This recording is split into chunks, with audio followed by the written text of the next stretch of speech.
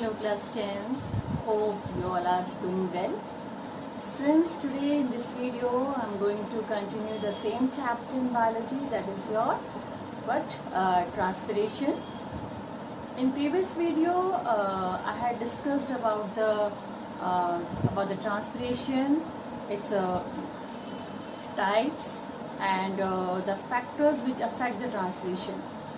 Now today I'm going to discuss about the experiments which are based on the transpiration and the significance of transpiration, and the two new terms, that is your what is bleeding and udation. Let's start the chapter, that is your transpiration. Measurement of transpiration. Measurement of transpiration. Loss of water due to transpiration can be measured in several ways. And first method is your weighing method, and for this method we take a potted plant and a weighing machine, right? So what is your aim of the experiment? To measure the rate of transpiration in potted plant. In this experiment you take a well watered small potted plant with broad leaves, right? Then cover the pot with a oilcloth or a polythene bag. Why? To prevent the loss of water by evaporation. Then you just place this potted plant on a single pan balance. This is your single pan balance, and note down its initial weight. And reweigh the plant after a given time at short intervals.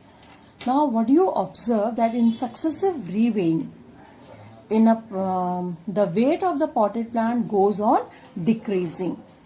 And so what is the result of this experiment?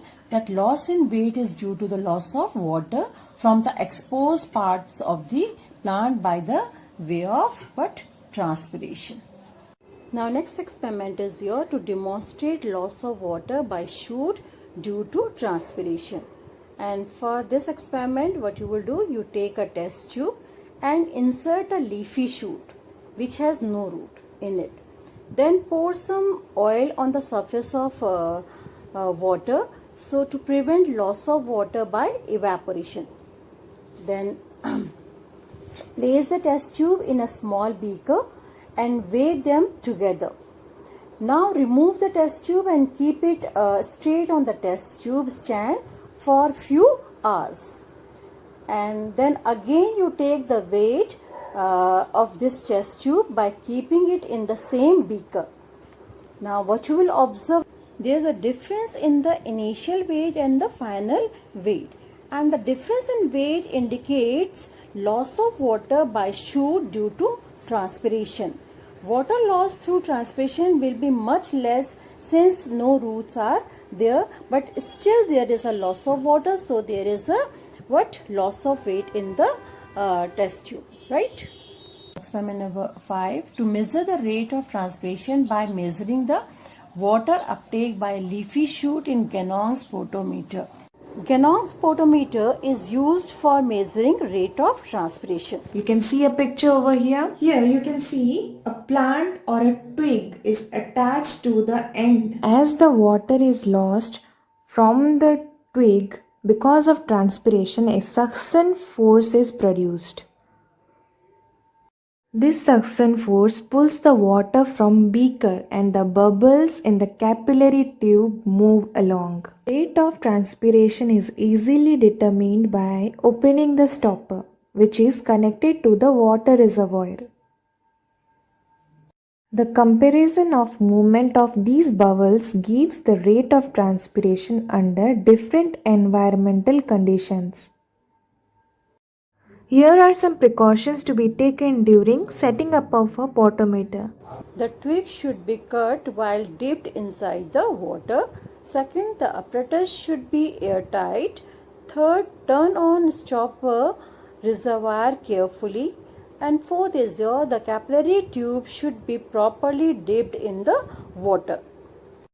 Now next experiment is here to demonstrate that more transpiration occurs from the lower surface of a dorsiventral leaf as compared to upper surface. Now what's your procedure? You just take a potted plant, well watered potted plant, and take cobalt chloride strips.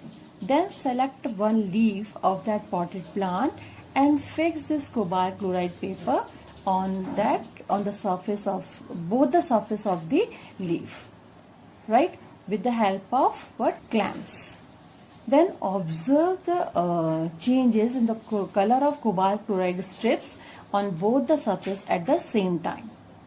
Now after some time, what you will observe that the cobalt chloride strip which is fixed on the lower surface of the leaf turns pink much earlier as compared to the one that is fixed on the upper surface, because more stomatal openings are present on the lower surface as compared to the upper surface. So more transpiration occurs from the lower surface of the dorsiventral leaf as compared to the upper surface. Understood?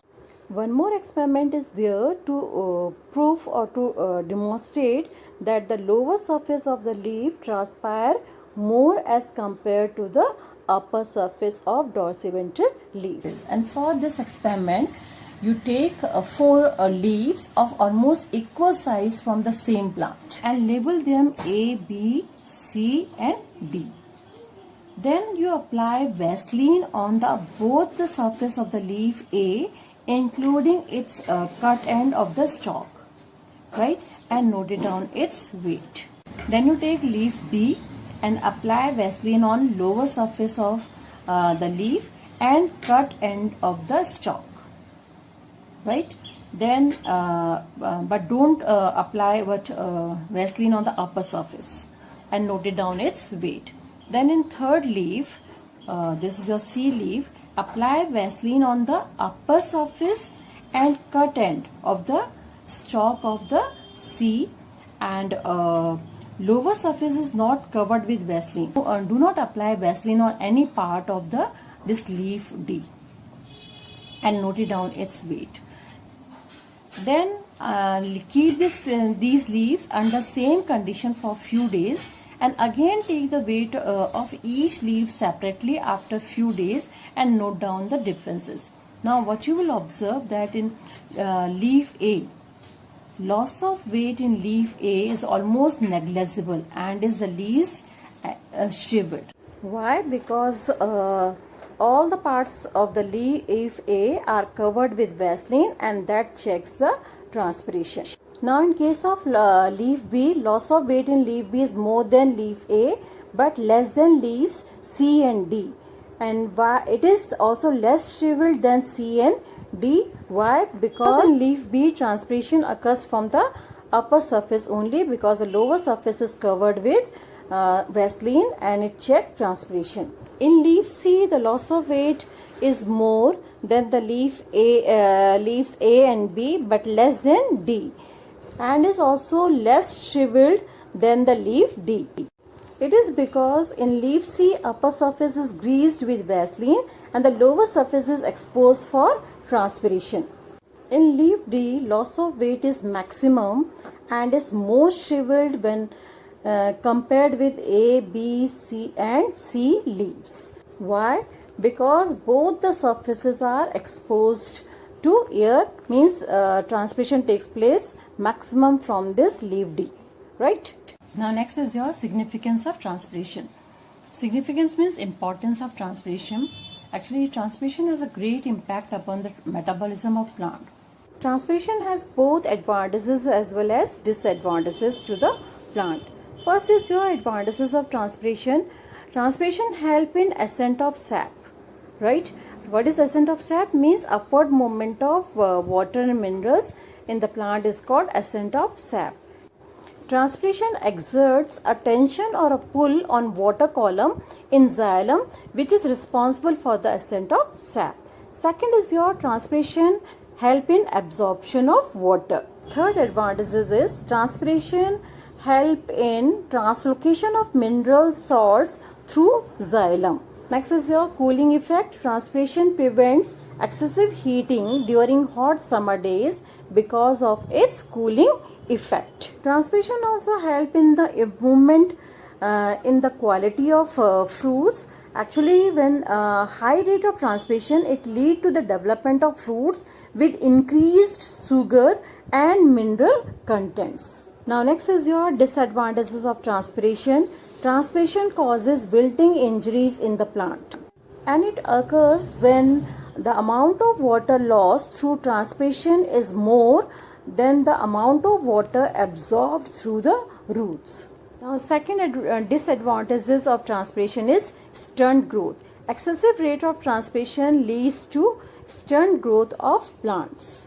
Next is your what are anti-transpirants. Anti-transpirants are the agents or chemicals which are used to cut the rate of transpiration. They are called what? Anti-transpirants. Reduction in transpiration is desired in high-priced crops and seedling transplantation in nurseries, etc. And to fulfill this requirement, some artificial means are used, and these artificial means include your some anti-transpirants like colorless plastic resins and silicone oils and low viscosity wax. When these anti-transpirants are sprayed on leaves, they make a thin film on the transpiring surface, and this film is permeable. It allows the carbon dioxide and oxygen right, but not allow water vapors to comes out. And in addition to these substances, other like phenyl mercuric acetate and abscisic acid, they are also serve as anti-transpirants.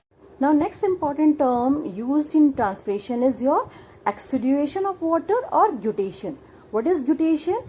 It is the loss of water in the form of liquid as droplets along the margins of the leaves through the specialized structures known as hydrothoids. Or in simple way, guttation is a loss of cell sap or watery solution through the hydrothoids from the margins or tips of the leaves of certain plants without any injury is called guttation. And what are hydrothoids? These are tiny pores present on the tip or margins of the leaf. And water loss through these hydrothoids in the form of water droplets is known as guttation, right?